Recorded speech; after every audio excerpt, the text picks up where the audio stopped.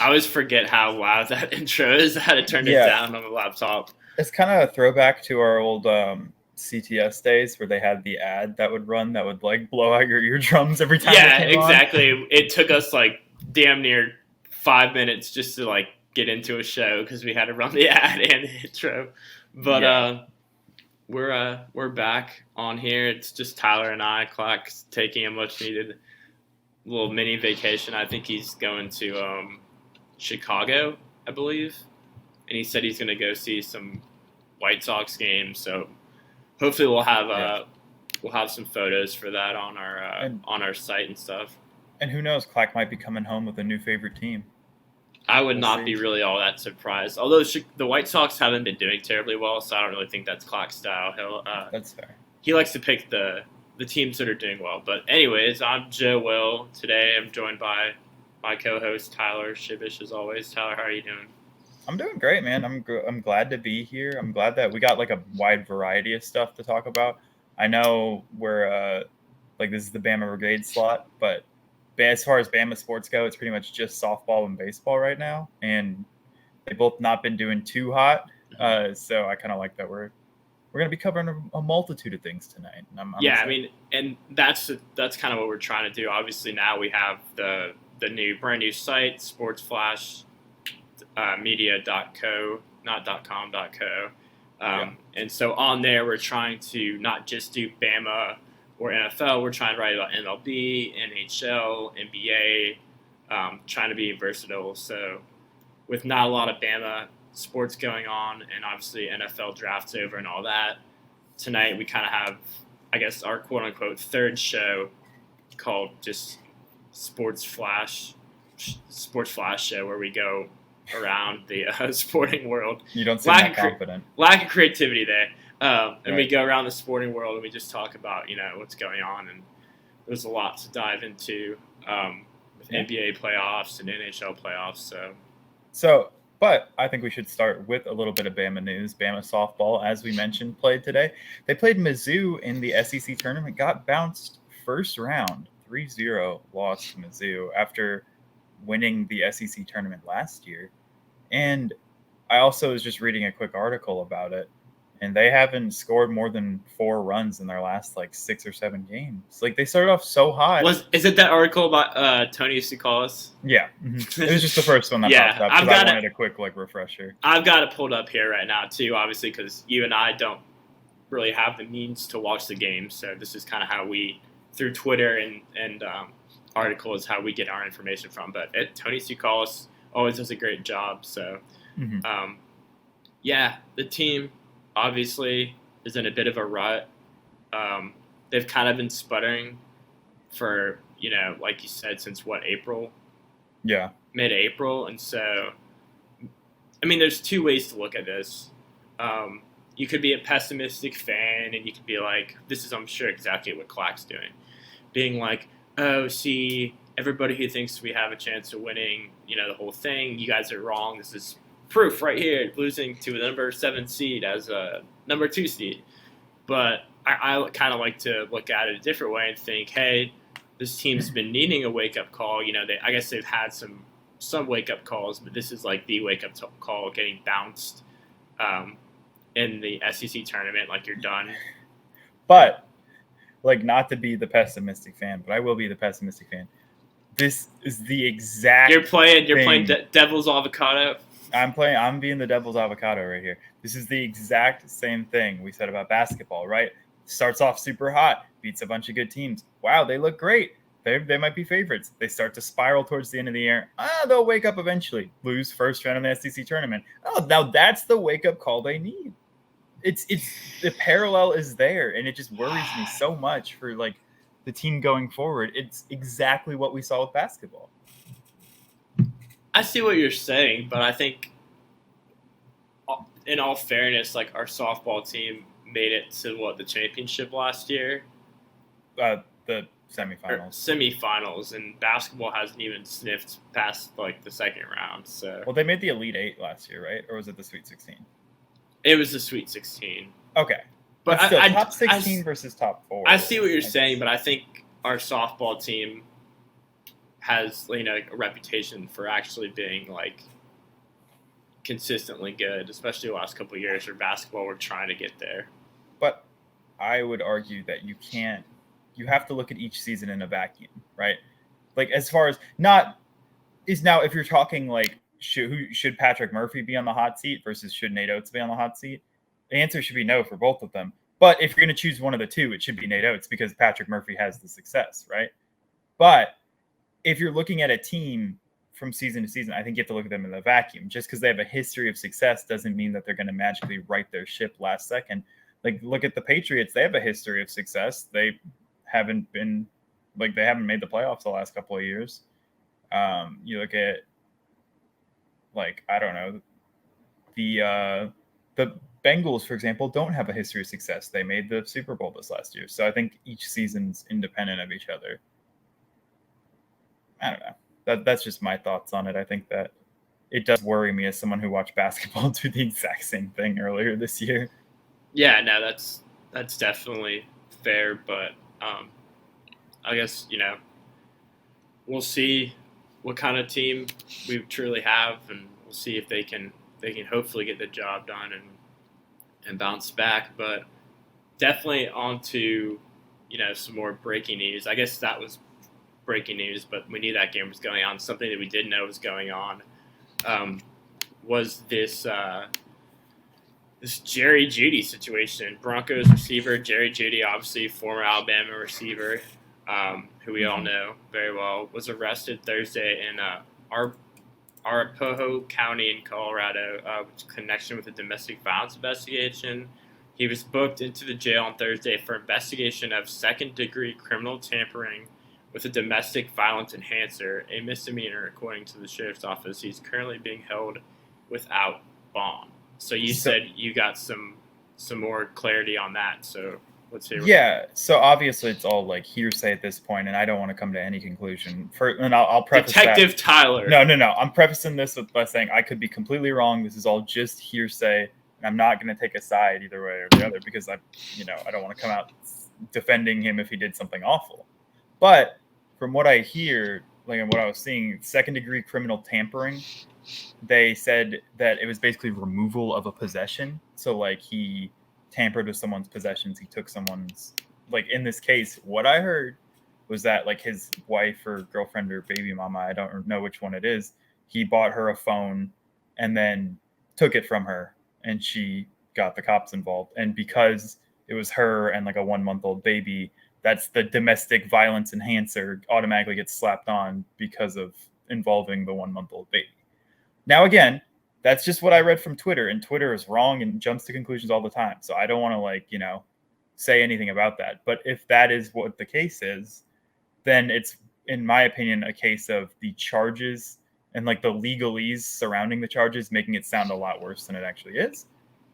But I'm not going to, like I said, I'm not going to say that because, for all I know, it is actually a domestic violence case, and I don't want to take his side in that because so often people will jump to one side or another, and a day later a video comes out and then they're just wow, you were defending that person. So, well, who loves drama? That's Adam Schefter. If anybody's going to break news about drama, whether it's right or wrong, it's going to be Adam Schefter.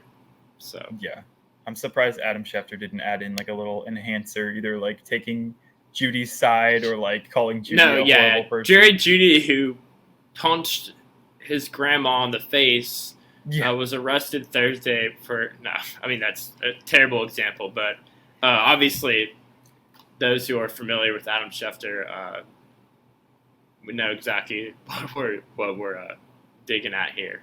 Yeah, if Jerry Jeudy gets out of jail, Adam Schefter will tweet something along the lines of Jerry Jeudy gets to prove now what we all knew all along, that he was innocent, or whatever he tweeted about Deshaun Watson. Jerry Jeudy looks to bounce back from troubled summer. I don't know. I'm not the biggest fan of Adam Schefter, and I know you're not as well. But no. some positive news, media-related news. Mike Tirico, obviously legend, he's moving to the booth, and so NBC announced that ESPN, college football analyst, she does College Game Day, Maria Taylor, who does an amazing job. He's going to be the new permanent host for Football Night in America. I know she was on there last year. I don't know if she's been on, like, if it was just last year or if this has been like a couple of years, because I don't always get a chance to watch it. But when I did watch it last year with her on, she did a really great job. So, What do you think about that? I'll be honest, and like this may be kind of a shock coming from like a hardcore sports fan. I don't watch a lot of like on TV talk shows or anything like that because I think it's a lot of times it's a lot of fluff and like a lot of it is, and I'm sure you're more sane than I, who but often I falls mean in the Maria trap Taylor of does a great watching. job and she's definitely earned it, and so I'm excited for her. I'm like I said, I just don't like I tend to stay away a lot of those shows. Like the only ones that I ever really got into were like the TNT basketball crews with like Charles Barkley, Shaq, and Kenny. Well, that one's like you can't beat that because that's Shaq and Barkley just go at it all the time. So I can see why. But even then, I watch it more as like they have some nuggets of like really good information. But the even Denver though it's more Nuggets? of like a comedy, it's more of like a comedy show at that point than it is like you watch for the antics, not always for the analysis.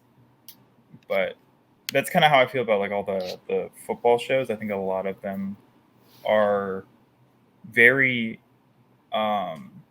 speculative, and not saying that's a bad thing. We're sitting here speculating as well, but like I can do it on myself. I don't need someone else to do it for me. It'd be nice if we got paid to do it too, huh? Yeah, right. Anyway, former Alabama star wide receiver, best player on the team, Ajay Hall, already had his first headline at Texas about complaining about Steve Sarkisian apparently not listing him in like the top fastest players on the team. Apparently he already took offense to that. So it's been what, 5 days since he transferred? Yeah, I mean that guy cannot. It wasn't anything too terribly bad. I mean the headline's kind of clickbait. I mean he just said, he tweeted this, finna to sneak up in there. So first of all, great grammar by what I said on the document. I called him a pain in the ass. Tyler worded that nicely and said, star. That guy's a total pain in the ass. He's a nutcase. I want him to get some help or whatever. I don't know what's going on with him. I'm kind of glad he's gone, though. I mean that in the nicest way possible. But I don't understand, like, this whole Twitter game, just comment thing last year did not work out too well for him. So if, let's say I was in this situation, right, and I was talking up a storm tweeting last year, and then when it got time for me to step up, I crapped my pants and then I transferred, I would not be tweeting again. I would be on my P's and Q's. I would be working hard. I mean, he still could be working hard, but he just cannot stop tweeting. And like, I'm not one of those people. It's like, oh, players should just play the sport and not, give their thoughts on things or use social media. But at the same time, like, you got to know there's a right time and a wrong time to do this, and it hasn't worked out for him in the past. I don't know why he consistently thinks it's good for his public image to just keep tweeting. Yeah, and like I get it. This is like people's livelihoods. I'll never root against anyone. Like I hope that he has a successful career. I hope that he makes it to the NFL and can earn lots of money for him and his family. That being said, right now it's the equivalent of like a bench player tweeting like a bunch of stuff, like talking about it as if they're like the star player, like undermining the rest of their team. Like last year he was liking tweets saying like, oh, Slade Bolden shouldn't be playing, these other receivers shouldn't be playing. And I've been a noted Slade Bolden hater many times, but at the same time, like, dude, you can't even beat this guy out for playing time. You shouldn't be talking. And like, I'm sure he'll probably play a lot more at Texas because Sark has kind of just become Foster's home for troubled Alabama players. But I love that. He, until proven otherwise, right now he's a bench player. He's played like meaningful snaps in one game and had more drops than he did catches. So like, it's just imagine just out of the blue, right? Like, I don't know. I'm trying to think of a good example of this. Imagine like, oh my gosh, my mind is completely going blank. I'm trying to think of like, my brain hurt. You got it. I believe in No, you. I know. I was trying to think of like a backup receiver. Like Tajay Sharp just signed with the Bears. Imagine Tajay Sharp just running his mouth all the time Yeah. about how his team is like fools for not playing him. Like he's the best player in the league. All this and stuff. It's like, dude, first you Yeah. gotta like get on the field before you can start all this talking. I don't know. Yeah, I mean, this is a minor thing for Hall, and like I said, it was clickbait, but at the same time, it's like adds laundry list of social media issues that he's had. And real quick, I just saw this question from your mom. It was with in regards to the Jeudy stuff. She said, "Do you think Nick Saban calls his former players to discuss these issues when things happen?" And that's a great question because, unfortunately, we saw this not too long ago with Henry Ruggs, and we all know how that situation played out. And Nick Saban did speak about that. So I would hope that he. I mean, I'm sure he gets a chance to talk with former players every once in a while. Some of the players are closer with than others. Understandably, that's just how it is because so many players come out of Alabama. I'd like to think that he, talks to them and uses these things as good examples bad examples, sorry. And then obviously there's plenty of good examples as well. So I think he discusses the issues. Yeah, I think more so he probably discusses the issues with his current team than he does like with them. Because like you said, unless like it's like Jalen Hurts or someone like that, I can understand if Jerry Jeudy wasn't exactly like the closest with him. And that's nothing against Jerry Jeudy, but there was rumors that Jerry Jeudy wanted to transfer his freshman year and he was on his way out. Like he won it back. Obviously, he was a star there for 2 or 3 years, right? 2 years, I guess. And I'm sure his relationship with Nick Saban was fine, but I feel like more important than Nick Saban reaching out to him because that's not Nick Saban's job. I could see him maybe going, "Hey, I'm disappointed in you, buddy," but that's not going to change anything. More so, I hope he uses this for the young players that are like, in college and impressionable, like 18 years old, going, "Listen, don't be an idiot. Like this guy's making however many millions of dollars and he could lose it all in an instant if this turns out to be bad." And so personally, that's what I think that he would be better suited doing. I could, like I said, like see him reaching out to him after he's out of jail going, "Hey, don't do dumb stuff like this ever again." But what do you even say if you're Nick Saban? Like, "I'm disappointed in you." Okay. You haven't been my coach in however long. Like, I don't know. So I don't see what good reaching out to him personally would do unless it was like a Jalen Hurts or someone like that he considers like a second son, basically. So, that's all the breaking news we have. Breaking news and the Ajay Hall thing because we like to, kind of dunk on Ajay Hall when it's possible, and he makes it very easy for us. To be fair, yeah, we do. Let's talk about some NHL. NHL playoffs are going on right now. Both of us have teams that are, in the cup or in the chase for the cup right now. How are your Caps doing? Washington Capitals. Oof. Well, I put an article on our site sports-media.com or .co about .co, not .com, about the Capitals game last night and just the frustration I have. So they won the first game in Florida. That was huge. Not a lot of people were expecting them to win the first game. Lost the second game. It was a blowout. And then the third game was in D.C. They won that game. And then games 4 and 5 happened this week. So games 4 was on what was today? Or game 4 was on Monday. And in that game, they played pretty well. They've been outshot by Florida all series, so it's been a miracle they've been in these games. And so that game, they were up 2-1. There's about 2 minutes left in the game. There's about 3 minutes left in the game. 3 minutes and 19 seconds. The Florida coach decided to pull their goalie, which was kind of a ballsy move because usually you see teams pull their goalie. but they wait a little bit of time to pull their goalie, but he pulled him, and so they have an man advantage, and they shot the puck off a face-off, and it ricocheted off, and Garnett Hathaway, instead of like waiting to set something up, he wants an empty net goal, so he shoots it.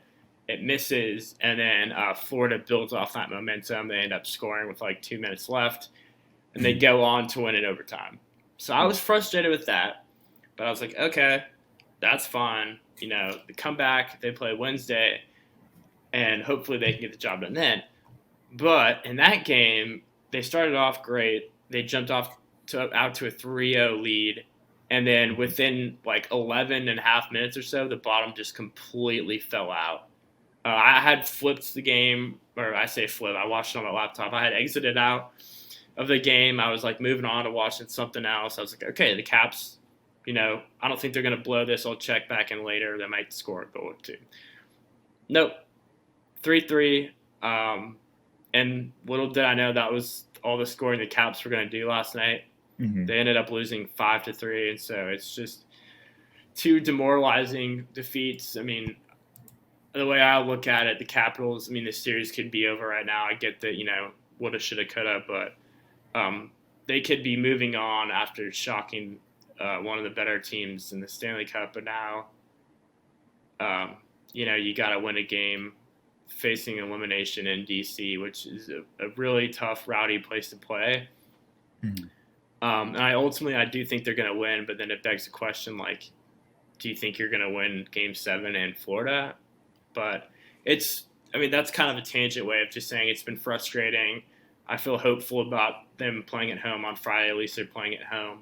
Mm-hmm. But still, it's definitely going to be an uphill battle, like I mentioned in the article, the brief little write-up that I did on the games.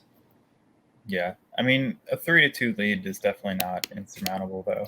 But like you said, the problem is the Panthers going in are one of the favorites for winning the whole cup. Weren't they like the best regular season team in the league? Yeah, they were. And so it's frustrating because I'm like, I know the Caps can play with them. They're just shooting themselves in the foot. If they lose the series, I truly believe that it'll be because they shot themselves in the foot too many times. Yeah, exactly. And that's also super frustrating, I'm sure, because you guys were in there for the whole, the whole series, and then to end up losing. Say you lose tomorrow, then going home 4-2 is not really indicative of how close the series actually was. Yeah, exactly. So, and then my St. Louis Blues, game 6 is on at 8:30 Central tonight, so I'm going to be watching that later. We took a 3-2 lead, so opposite of the Caps, and it's been a weird series so far. Game 1, we hit 4-0 shutout win. Ville Husso was our goalie, and everyone's like, "Oh, Ville Husso's great." And we lose the next 2 games 6-2 and 5-1. Ville Husso looked really bad, and we put Jordan Binnington back in, and then we won the last 2 games 5-2 each. So, actually, did you know the Wild had Marc-Andre Fleury? I did not. Yeah, they acquired him mid-season because I forget which team. I think the Blackhawks traded for him in the offseason, and then they cut him because they weren't going to win anyway. So they just committed to the tank. And the Wild picked him up, but I believe he's not starting tonight after losing the last 2, giving up 5 goals in the last 2 games. And what can I say? The Blues have faced a lot of injury so far throughout the series. I think the first 3 games we had a defenseman go down, and it's the whole weird situation with Ville Husso and Jordan Binnington. Binnington was struggling throughout the year, and Husso stepped in and looked better all year. And then in the playoffs, he had 1 good game and then looked awful. And now Binnington's looked good again. And we got to pay Ville Husso after this year, theoretically. So it's a very hard question. Obviously, if you win a Stanley Cup, then it doesn't even matter if your team makes the wrong choice because it's worth it. But right now, say we win this series and then go to the next round and get bounced, then we have to go what do you value, a year of good play or 2 playoff series of good play when it gets down to it? Yeah, so, that's true. I don't know. I'm excited for the Blues, and I think they're playing in St. Louis tonight, so they could close it out at the Enterprise Center, which I think would be really cool. The Wild have a pretty talented team. I saw a lot of people. I get a lot of Wild fans like tweets pop up on my feed because I'm so into like the Minnesota Vikings. There's a Yeah, I lot. was gonna say this is like a weird thing for you because you're a Vikings fan, Mhm. but you're a Blues fan. It's just like Yeah, so a lot of like accounts and stuff that I normally follow for Viking stuff have been tweeting Wild stuff, so I've kind of got a outside fan perspective on that. And a lot of people are basically just saying it went from like, oh, this is the best Wild team of all time, like we're gonna we're gonna win the cup, to okay, it's just one game, to like, oh yep, we're really good, we're doing great, to oh my god, I'm gonna cry because we're gonna lose. And it's been a roller coaster seeing the tweets, but a lot of them basically summed it up by saying like having the best regular season Minnesota Wild team of all time to get bounced in the first round is peak Minnesota sports, and I can't agree. I could not agree more. sounds about right. I'm Yep. sure you're glad you're on the St. Louis end of that. Yeah, but that's just because I mean, hey, that's because I live here. Football, been a Vikings fan my whole life, just because I have my Vikings blanket on.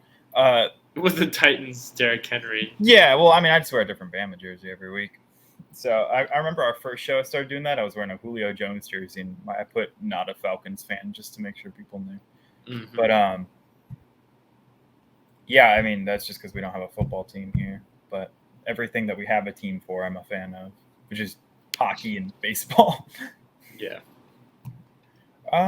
Speaking of that, not Derrick having a Henry. football team. Well, yeah, I was going to say not having a football team, but let's talk about some NFL news. I'm sure you saw circulating Twitter, right? It was a big deal.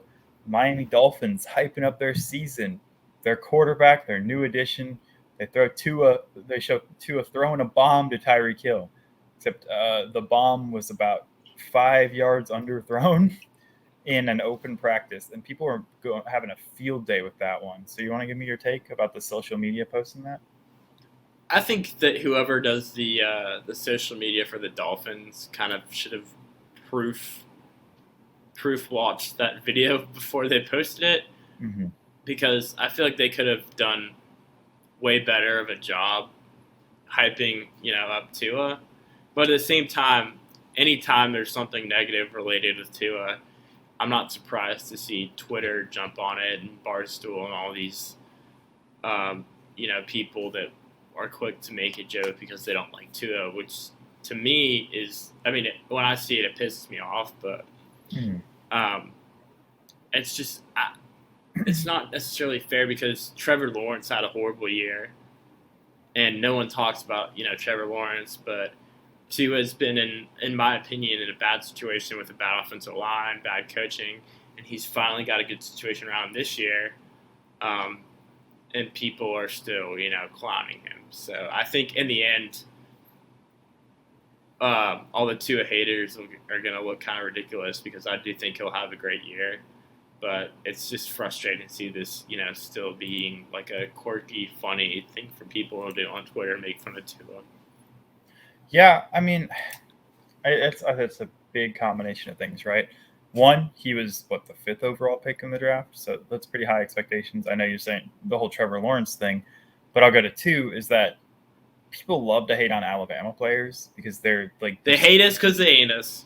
Exactly. Like Clemson has become one of like the villains of college football, but no one hates Clemson like they hate Alabama or Ohio State or whatever. So anytime players like from those schools do bad, it's like, haha, look at this big school not doing great. Yeah. I think number 3 was the fact that Ryan Fitzpatrick was made the Dolphins a playoff team to his rookie year, and then Tua came in and was struggling every time. So like, I get it. One's a rookie, one's a 16-year vet or whatever. But I think that was part of the reason is a lot of that left people's like a bad taste in people's mouth, that like he came in and looked markedly worse than Ryan Fitzpatrick. But I will say that they should have never posted that video. And like my first reaction was like, dang, you didn't have like a better video you could have put with Tua not underthrowing Tyreek Hill? Yeah, you couldn't have just been like, oh, that video was bad, guys, let's do a different one. Tyreek Hill run deep, Tua throw it as hard as you can. Like, whoever was doing the videos was like, all right, we're going to one take this. Yeah. Looks good. Let's post it. Like, Or even they worse, didn't have. they I mean, recorded all of them. shoot. The Dolphins need a new social media person because I'll gladly do that for them. And Well, the worst option is that they recorded all of them, and that was the best throw. But I don't think so. I think they just were like, "Hey, let's do this," and they didn't think about it. And now they look ridiculous. And they just saw like, oh, Tua throwing to Tyreek Hill, and Tyreek Hill caught it. But I don't know if you saw, Tyreek Hill posted a video today of Tua like having a bunch of perfectly accurate throws to a bunch of different receivers. So I respect. I mean, obviously, Tyreek Hill, is doing what he has to do. But at the same time, I respect his dedication to having Tua as his quarterback. I mean, he's from the get go. He's defended Tua for all these people, and he was always great about making sure there was no Pat Mahomes slander. I mean, Pat Mahomes is Pat Mahomes, and Tua hasn't really proven much. But I do like that Tyreek Hill is sticking up for his quarterback and not just kind of going with the flow, because he could just as easily do that. Or he could have just as easily said nothing. So I do respect him for coming out and defending his guy. And that's the thing about the NFL. Say that Tua throws like that in game, his tune might change pretty quick. But for now, he's got his back. So one thing that's weird that maybe I've just noticed this, but Tyreek Hill seems like he's way more just like bulkier. Have you noticed that? I have not seen Tyreek Hill a lot. I've always just assumed that he was like this skinny, fast guy, but like I've seen some interviews recently of him, and he looks like he's been hitting the weights. I mean, not that it matters, but I just thought that was interesting. I didn't know if I was going crazy or if you had seen something and thought the same thing. Tua also looked bigger, so maybe it's just Tua's got some nasty calves. Yeah, maybe it's just something in the Miami water. The Miami juice. Yeah. Who did they draft this year? Who was their top pick? They didn't have one because they got Tyreek Hill, didn't they? Oh, okay. Yeah. We're already forgetting what happened in the NFL drafts. Well, there were so many trades this year. It was actually kind of hard to remember. Like, there was a bunch. Clack his bold prediction was that there was going to be 0 first-round trades. There was like 8 or 9. That's just an awful prediction. Side note, there's never not a first-round trade. There will never not be a first-round trade. Clack, you know how Clack is. Yeah. He's always drinking. He's not even hot takes, just takes that make no sense. He's always drinking those Trulies, and they keep getting to his head. So while you look that up, they didn't have one. Gotcha. What do you think about the schedules? Like, I don't want to go through like every single game for every single team, but like, what are a couple of notable games at least for the Commanders? Before I get into like the actual games, I just have to say that I think the whole build up for the schedule release is so ridiculous. I mean, obviously, like the Thanksgiving, Christmas games are cool, but like people that are like ecstatic about like a Week 13 matchup between like the Bucks and the Saints, like I don't get it. There's so much that could happen between now and then. Like, that's a divisional game though, so like I see that. That was like just an example, like just okay. Highly anticipated matchups that who knows, like the star players for each team could be injured, and that game can end up just being crappy. I agree. But like the NFL does a great job of building anything up. Like they build the draft up, and then they've got people like super excited for the schedule release. I think football fans are just always ready for football season to start again, and I'm one of those people, but I don't get super excited about the schedule. Commanders the Commanders and the Cowboys have the quote-unquote easiest schedules, and obviously the Rams are the defending champions, so they have the hardest. So I like that Washington has an easy schedule. Last year they won the division and made the playoffs, so they had, going into this year, one of the tougher schedules, which everybody knew was going to be an issue because them making the playoffs was a fluke thing in a bad division, and it didn't really help their case out. But this year, I think they've improved a lot. Obviously, they have a lot better of a quarterback, so I think they can make some noise with an easy schedule. Their first 2 weeks, they play I have a question. Jacksonville and Detroit. Oh, that answers my question. I was gonna say the fact that two teams from the NFC East, the NFC East have like the easiest strength of schedule. I was gonna ask, does that mean that you guys play the AFC South this year? Which, yes, that does mean that, because I mean, you look at those teams. You have the Jaguars, the Texans, the Colts, and the Titans. Yeah, and those are, even though like that's us playing bad teams, those are fun games to me because I get to see like Trevor Lawrence. I get to see Jameson Williams if he plays. You know, the Lions. Yeah, the Lions. They play the Jaguars and the Lions. Oh, I thought you were talking about. Sorry, I thought you were talking about the AFC South games. I was like, oh no. I just mean like, it's not just boring teams. I mean, these are teams they could beat Washington, and then they look really stupid scheduling. Yeah. And, like an easy schedule, when you look at it, like makes sense. But the Bengals last year, nobody thought they'd make a deep run, and they ended up doing that. So who knows, like how these teams really are going to end up? But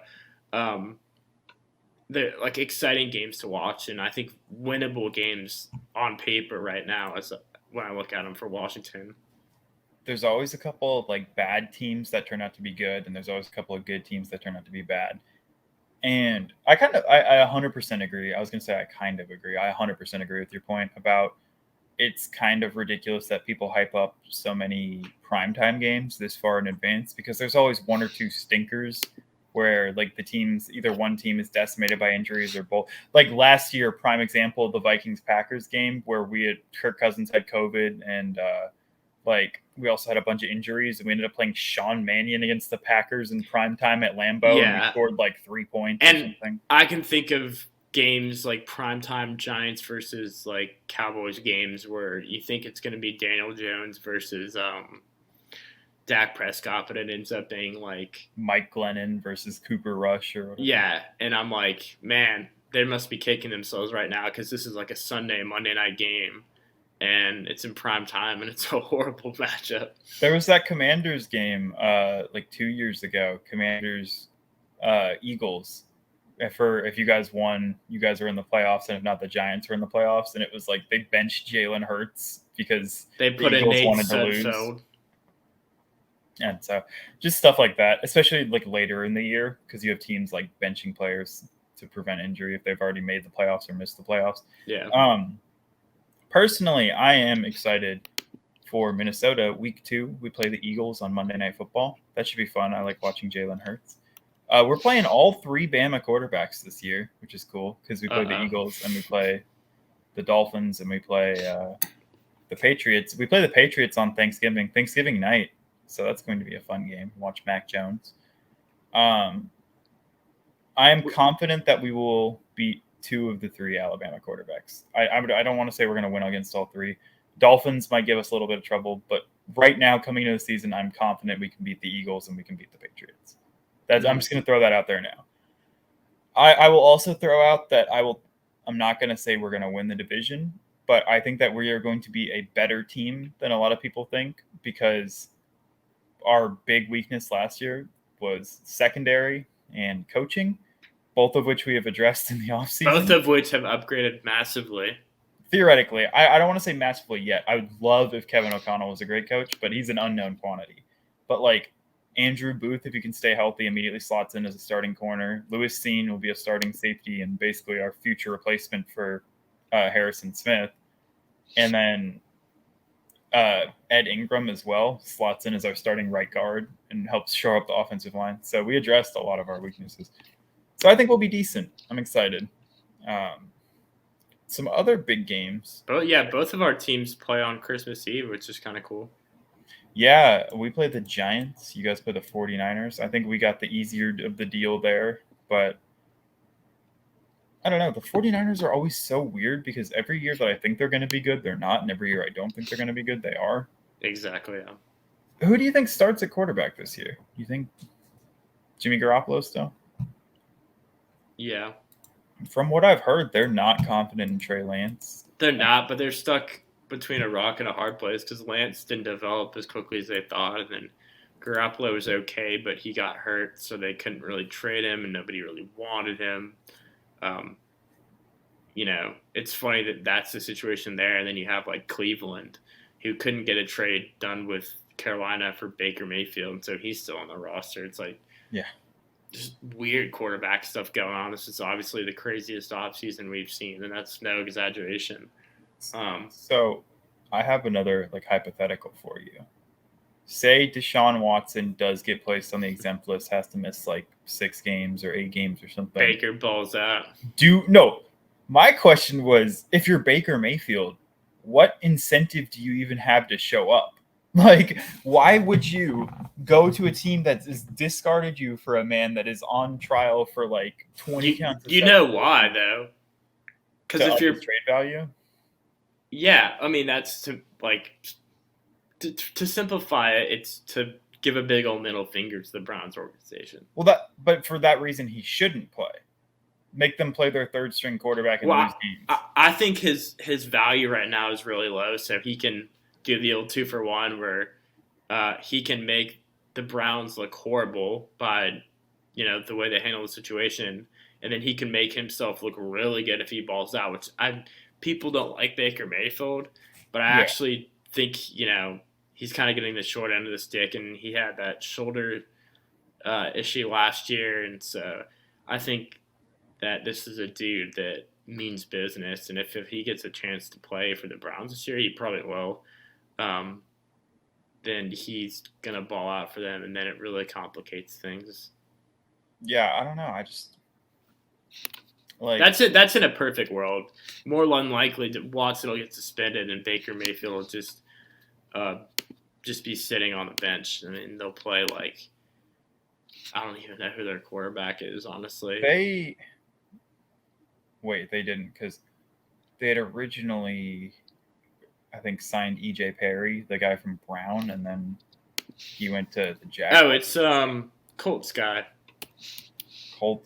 Jacoby Brissett? Yeah.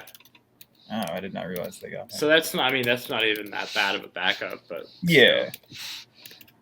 I think he might have been a little overhyped as a starter, but yeah, but they'll play him over Mayfield. They don't want to create any sort of issues because they've already screwed the pooch on the situation to begin with. Yeah. So let's talk some NBA. Yeah, I've got my my Fear the Deer Giannis jersey on. I had to wrap after the Bucks went into TD Garden in Boston and took Game 5.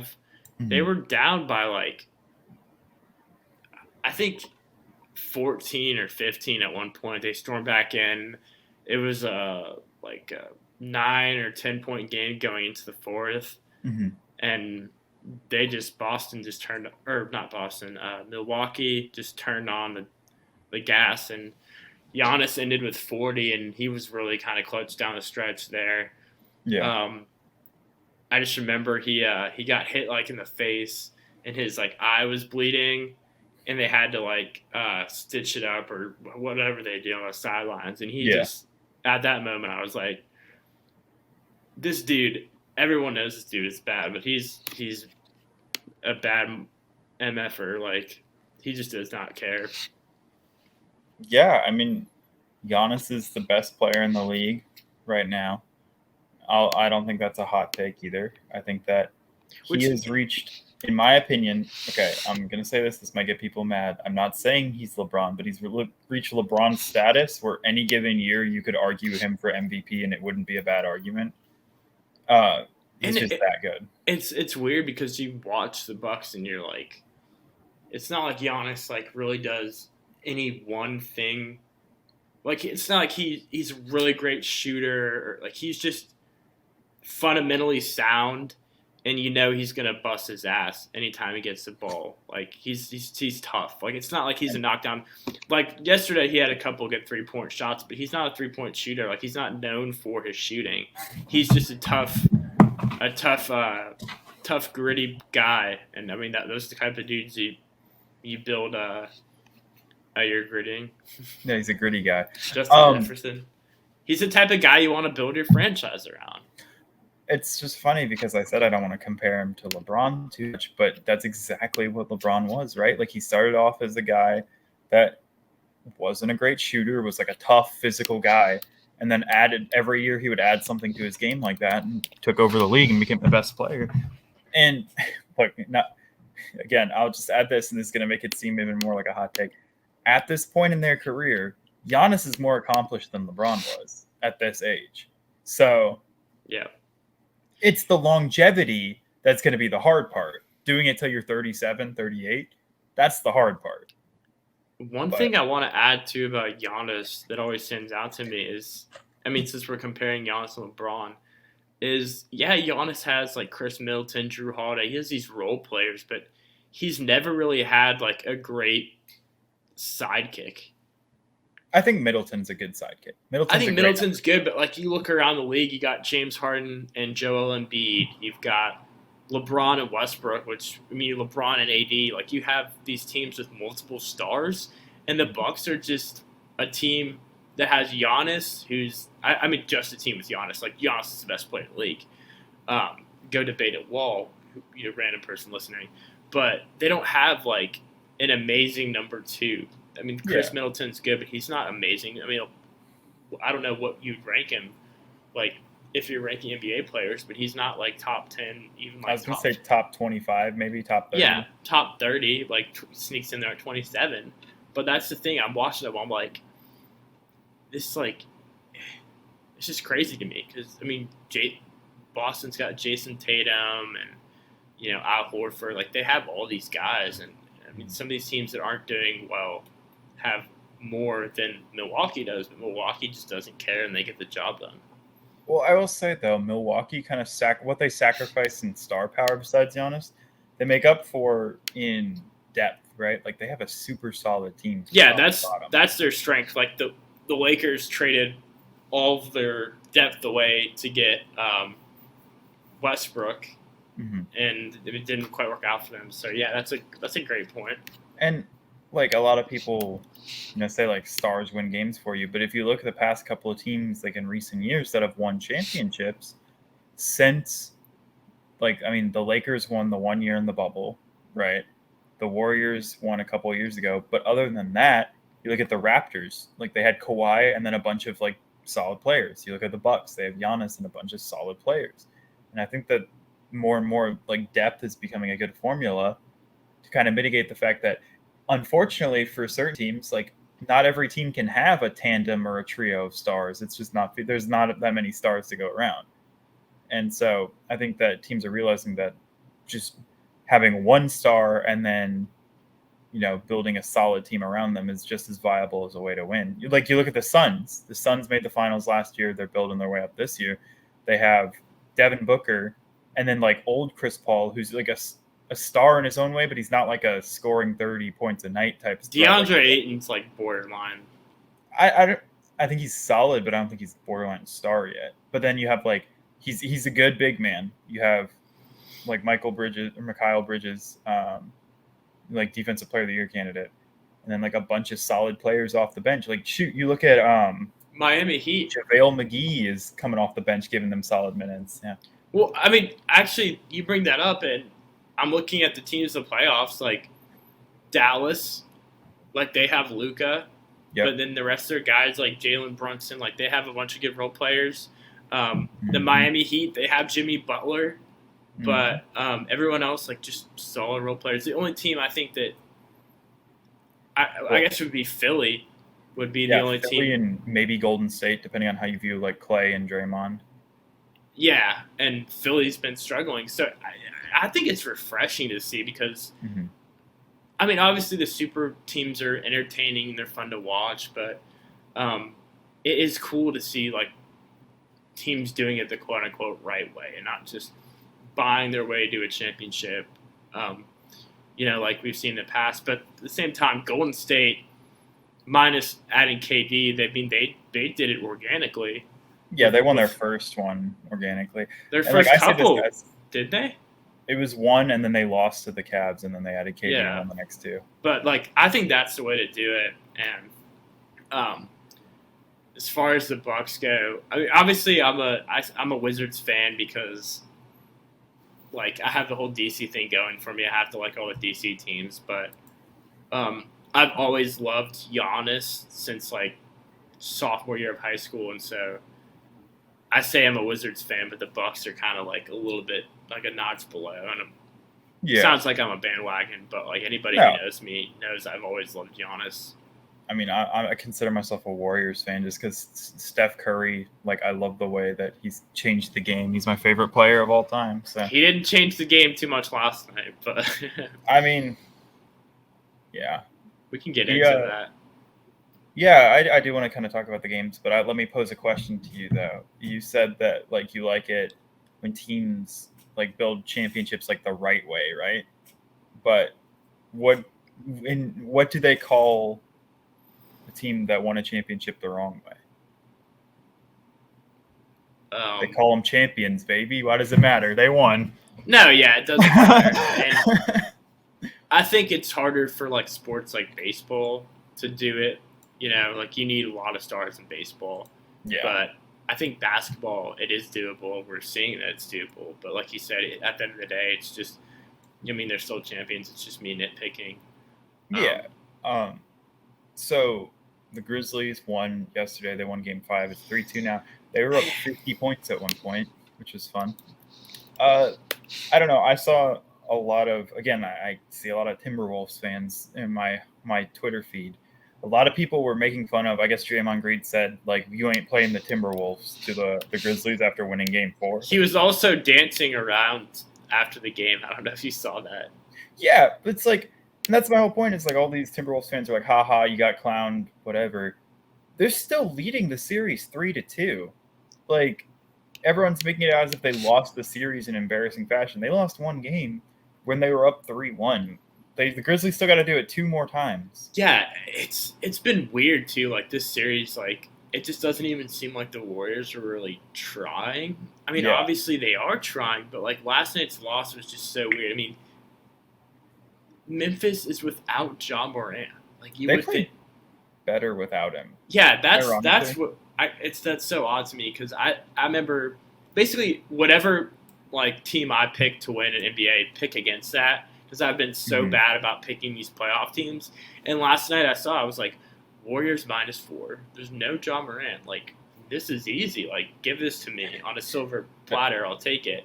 And then it just didn't end up going that way. So like I don't know what the deal is with them, but I do think they'll win in Golden State. Like I don't think they'll have any issues, but at the same time, like who really knows? Because they've been so streaky.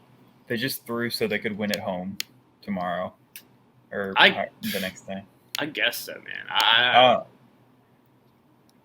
The Grizzlies are like 25-5 or something now without Ja Morant, something crazy like that. And I might have brought this up on the show before, but have you ever heard of the Patrick Ewing effect? Mm-mm. So in the 90s, when Patrick Ewing was on the Knicks, a reporter, I forget which reporter, found this phenomenon where the Knicks would actually win, like had a better win-loss record, scored more points per game, gave up less points per game, when their star player, Patrick Ewing, wasn't playing. And everyone's like, well, what is this? This is counterintuitive.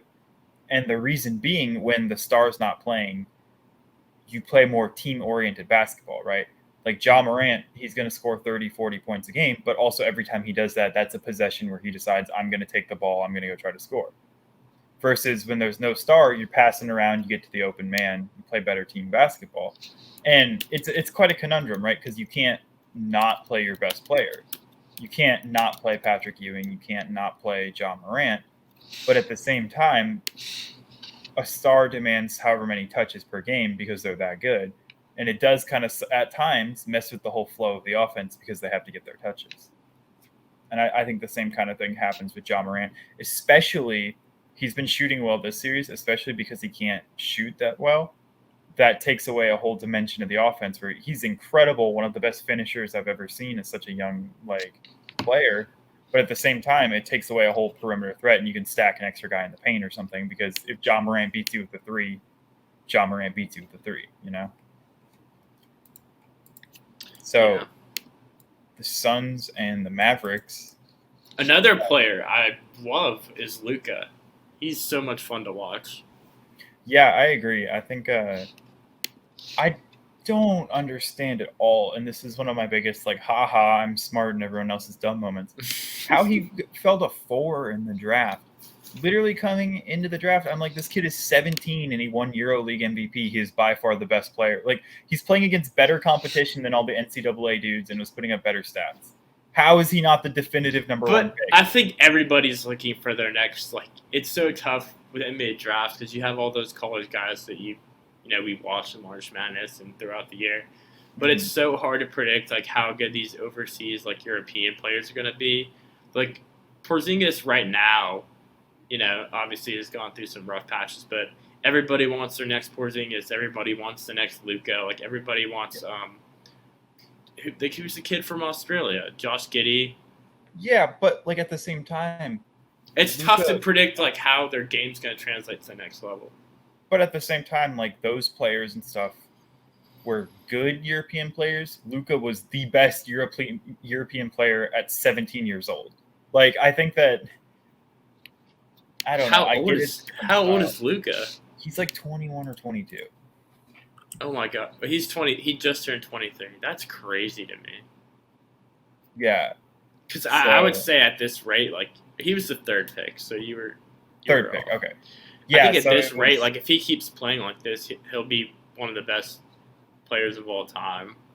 Like, yeah, because it's hard to think because he's already. I mean, I've seen him compared to LeBron. He's already like the amount of time he spent in the league. His numbers are better than LeBron's are. I mean, obviously, doing that, that's the thing we always say on the show is like doing something over a long period of time. Like the bottom can completely fall out for him, but Luka is amazing. This is a franchise that had Dirk Nowitzki for all those years, and now they're just like, okay, Dirk's gone. Yeah. Here's Luka. I hope that Luka too will also lead to people seeing the value of the Euro players more.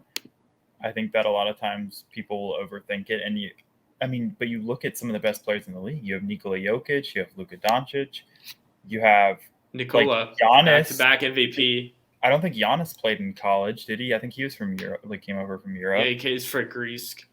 Yeah, so like,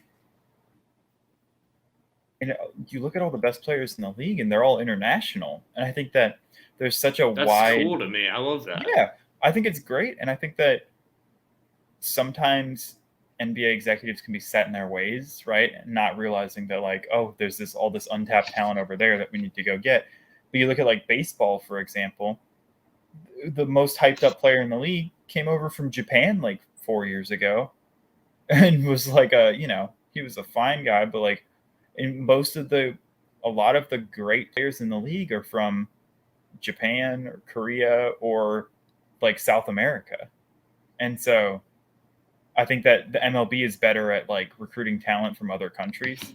And I think the NBA needs to hop on the same, kind of train there.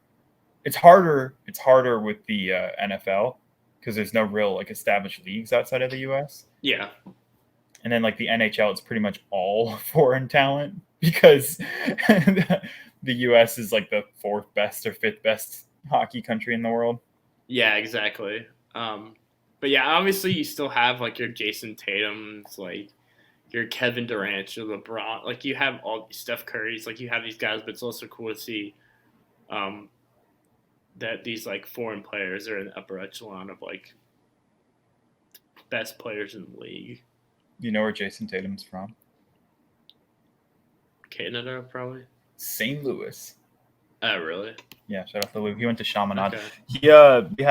We have this yearly basketball tournament at our high school, and his team showed up and like ran the tournament. Oh, really? When I was like junior or senior. Yeah, it was pretty cool. We kind of danced around the question. Like, do we think Luka and the Mavs can force a Game 7 at home? Do we think, or will they? Will they? No. But I think they could, but they won't. Well, yeah, I mean, hypothetically they could. Hypothetically they could, but I think the Suns are going to show out and just close it out there. And I think we're going to have a Suns-Warriors conference finals, which is funny because going into the season, that's what a lot of people would have predicted. But the way they got there was so like up and down wacky that it's going to be great, but I think that in the end, with all the chaos, we're still going to have like a Suns Warriors final. And then I think a lot of people predicted Brooklyn and the Lakers. I don't think. Yeah. I think that was the hot pick. I think the Lakers was a weird choice going into the season. Like I was not on the Russell Westbrook train at all. It's picking the teams with the star power. Like we didn't even talk about the Nets. We talked about the Lakers, but like the Nets with all the star power they have. But yeah, I don't think they'll win it tonight. But I don't think they have anything to be ashamed of. Luka's played well. He's been injured, so he's come back from injury and played phenomenally. And then Jalen Brunson, what he's been doing for them has been huge. My hot take I will end on, because I think we're just about out of time. My hot take I'll end on for basketball is that the 76ers are going to win the next two and go to the Eastern Conference Finals against Milwaukee. I got 76ers, Milwaukee, Warriors, Suns as my last four. Okay. I don't hate that. Unless you want to talk about baseball real quick, it's up to you. I mean, we're almost done here, so we might as well just hit on. We'll just say Heat 76ers. I think the 76ers win the game. I think they force a game 7 because teams at home in the playoffs have been really good, and I think they win that game.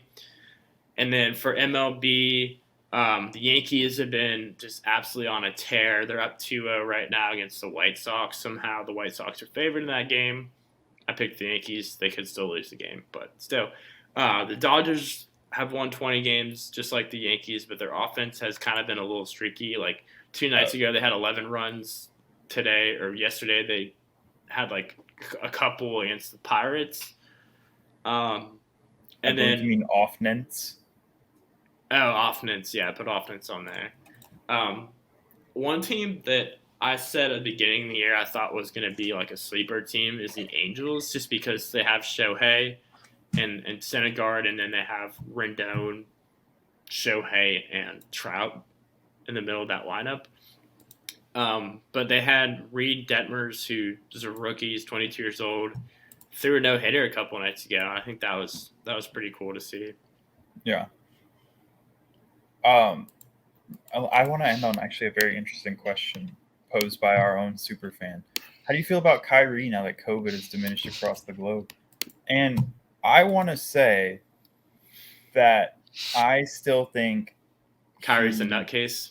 Yes, he's a nutcase, but more than that, even like personal like beliefs and stuff to the side, he still chose like, his crazy like vaccine theories and stuff.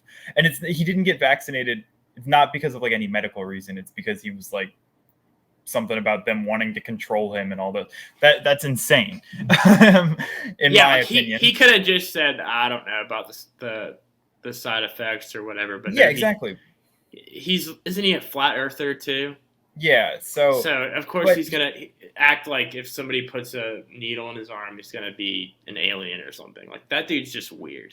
But my whole thing too is he chose that over like being available for his team, and people were rightfully critical about him for it, because you look at the hundreds and even thousands of other athletes that have gone through it without anything wrong, and like still he was like willing to not play in Toronto to stick to whatever. And I think that as a teammate and like as fans, I can understand why they'd be upset at him for this, because he missed over half the year. Like he missed the first half of the year and then couldn't play in home games till like the last week, and then was willing to miss all the Toronto games in Toronto.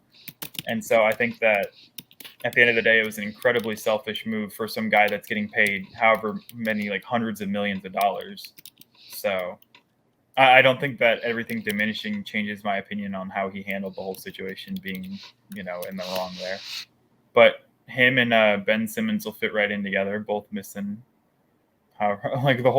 both collecting checks on the sidelines. Yeah, both struggling to make the playoffs. More of the story is Ben Simmons is soft and Kyrie's the nutcase. But to be fair, Ben Simmons did actually have to have back surgery, so yeah. But anyway, his back hurt from carrying the team, carrying the Nets. But that's all I got. Obviously, the show ran a little longer tonight, but we had a lot of stuff to get into. Yep. We'll be back Monday, I think, is when we usually, or Tuesday. Like whenever, early in the we'll be week. back at some point. Just, it depends. Yeah. But thank everybody, or thank you all for watching, and I'll see y'all next week.